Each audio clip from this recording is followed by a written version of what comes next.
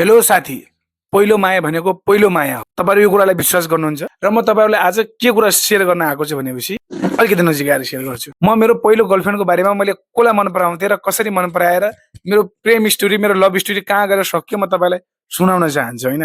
धेरै मान्छेले यो कुरा सुनान्नन् नि, किनकि डराउँछन् मान्छे।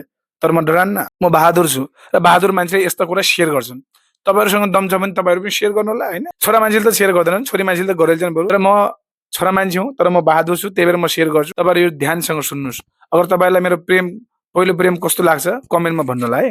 म पहिलो प्रेमको बारेमा भन्दाखेरि डर पनि लागिरहेछ, फेरि मेरो श्रीमतीले यो भिडियो हेरिन् या त कतैबाट सुनिन् भने यो भिडियो त नहेरन् भन्छु, किनकि पहिलो प्रेमको बारेमा उनले अरूको उनलाई भनेको त छु मैले, त्यही पनि उनले सुनिन् भने त मलाई मार्छिन् फेरि युट्युबमा किन हाल्यो भनेर होइन। त्यही पनि म तपाईँहरूलाई सेयर गर्न चाहन्छु आफ्नो पहिलो प्रेमको कहानी। तर उसको नाम लिन्न नि, फेरि म त्यो केटीको नाम लिन्न, फेरि बदनाम हुन्छन्, फेरि मार्छन् उसका दाइहरूले होइन।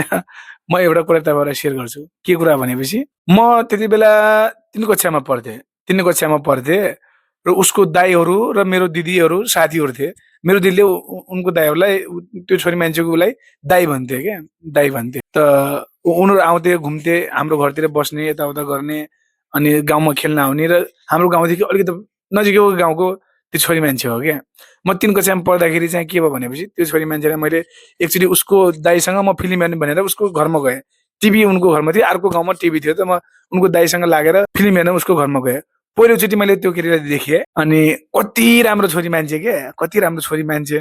त्यो झाडु लगाइरहेको, कोठा बरालिरहेको त्यो छोरी मान्छेले, त म त देखेर मलाई त बहुत मन पर्यो यार, कति राम्रो छोरी मान्छे।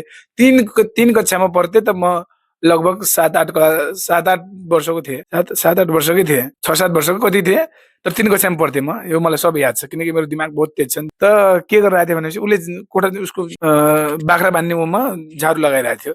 त म गएँ, मलाई त बहुत मन पर्यो, अनि उसको घरमा फिल्म हेरेँ, रातभरि फिल्म हेरेँ। त्यो दिन मैले हेरेको डन नम्बर 1 फिल्म हेरेको क्या, डन नम्बर 1 फिल्म हेरेको दाइसँग गएर, उसको दाइहरूसँग, उसको आफ्नै दाइ त नै, उसको रिलेटिभ्स दाइसँग चाहिँ म पछि दाइ दाइ भनेर पछि गएर फिल्म हेर्न गएँ। र मलाई त्यो छोरी मान्छे यति मन पर्यो कि प्रत्येक दिन चाहे उनले लगाउन् या नलगाउन्, चाहे साइकल मागेर होस् या हिँड्दै होस्, म त्यो गाउँमा जाने, उसलाई हेर्ने, आउने, फर्किने, यस्तै गर्थेँ। कम्तीमा नि 2-3 महिनासम्म गरेँ। जाने तर बोलेन म, बोल्ने आँटै आएन। ऊ पनि जिन्दगी मसँग बोले, जिन्दगीमा नै उसँग मसँग बोलेन, म पनि उसँग बोलेन क्या, बोल्ने आँटै आएन क्या। अनि त्यसपछि के भयो भनेपछि 2-3 महिनापछि त मेरो फेरि इन्ट्रेस्ट हरायो क्या, फेरि अब बोल्दै नबोल्ने, दिनकै त्यही गाउँमा जाने, लाजा मर्नु, फर्केर आउने, त्यो भयो। त म केही पनि गरेन क्या, केही पनि गरेन भने गर्नु त के सक्थेँ र, त्यही पनि त्यो बिर्सिहालेँ, त्यसपछि जान छोडिदिइहालेँ। अब 6-7 वर्षको बच्चा ज्यादा दिमागमा याद राख्नु पनि त सकिन्न नि त। त्यसपछि म पढ्न सुरु गरिहालेँ। त्यसपछि म 3 क्लासबाट 4 क्लासमा गएँ, 4 क्लासबाट 5 क्लासमा गएँ, 5 क्लासदेखि 6 क्लासमा, र 6 क्लासमा एउटा कोइन्सिडेन्ट के भयो थाहा छ मलाई। यो कुरा थाहा थियो कि ऊ पनि 5 क्लासदेखि पास भएर 6 क्लासमा माथिको श्री शिव शक्ति उच्च माध्यमिक विद्यालयमा आउँछ भनेर। तर हामी यता दुर्गा भवानीबाट हामी पनि श्री शिव शक्ति उच्च माध्यमिकमा गएका थियौँ। उनीहरू पनि राजपुर स्कुलबाट पढेर गएको थिए क्या। र फर्स्ट टाइम मैले उसलाई देखेँ कि, अनि म त यस्तो सक भयो कि यार, जो केटीलाई मैले आजभन्दा 3 वर्ष पहिला देखेर यति राम्रो छोरी मान्छे भनेको थिएँ, एकदम मन पराएको थिएँ, राम्रो मानेको थिएँ, त्यही छोरी मान्छे 6 क्लासमा देख्दा त म त कति खुसी भएँ, आहा नि भन्ने खुसी भएँ कि बहुत खुसी लाग्यो मलाई। अन्त बोल्न सकेन फेरि। अब त्यहाँ फेरि 6 क्लासमा हाम्रो सेक्सन ए र सेक्सन बी भन्ने थियो। म सेक्सन ए मा थिएँ, सेक्सन बी मा उनीहरू थिए। र सेक्सन ए, अब क्लासै अलग अलग, एउटै कक्षा त हो, एउटै हो, तर क्लास सेक्सन अलग अलग हुना कारणले अब क्लासै अलग अलग भए जस्तो भयो क्या। त्यही भएर बोलचाल भएन। अनि अर्को कुरा के हो भनेपछि बोल्न त म चाहन्थेँ, उसको वरपर हिँडिरहन्थेँ ताकि उसले बोलाओस् भनेर, तर उसले कहिले पनि बोलाएन क्या, उसले कहिले पनि बोलाएन। र तपाईँलाई म एउटा त्यो 1 वर्ष, 6 कक्षामा 1 वर्ष पढिन्छ, 1 वर्षसम्म म उसँग बोलेन क्या, 1 वर्षसम्म म उसँग बोलेन।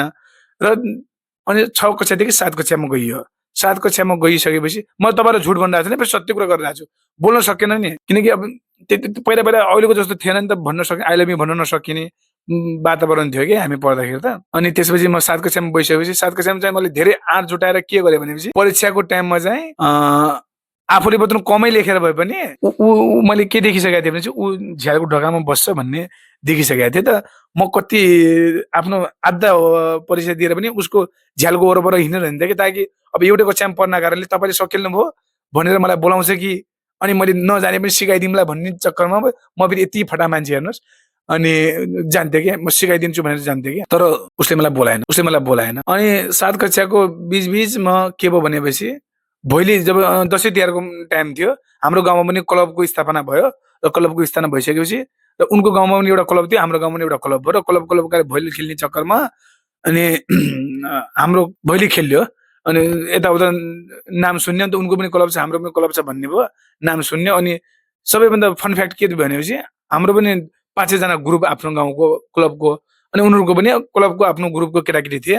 र स्कुलमा यही विषयमा के भयो भनेपछि हाम्रो क्लबबाट चाहिँ भैली खेल्दाखेरि धेरै पैसा उठ्यो र हाम्रो भ्रमण गयौँ, यता ढकेली ठाउँमा पिकनिक खान गए र उनीहरूको चाहिँ सामान धेरै किनेर क्लबबाट चाहिँ कम पैसा उठेर उनीहरू चाहिँ त्यो पैसा तिर्न नसकेर चाहिँ गिट्टी चाल्न गएको थिए र गिट्टी चालेर पैसा तिरेको थियो कि उनीहरूले होइन, आफ्नो भैलीको सामानको यताउता क्लबको पैसा तिरिरहेको थिए।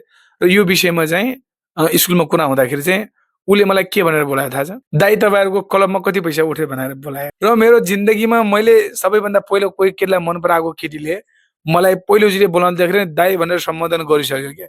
र त्यो गरिसकेपछि मेरो मन त टुट्यो क्या। र त्यो दिन हो र आजको दिन हो मैले त्यो छोरी मान्छेलाई मनदेखि निकाल्थ्यो क्या। किनकि अब दाइ बन्दी जस्तो सम्बन्ध छ। अहिलेको जस्तो हुन्थ्यो भने दाइ नभन भन्थ्यो होला सायद होइन, दाइ नभन साथी भन भन्थ्यो होला होइन।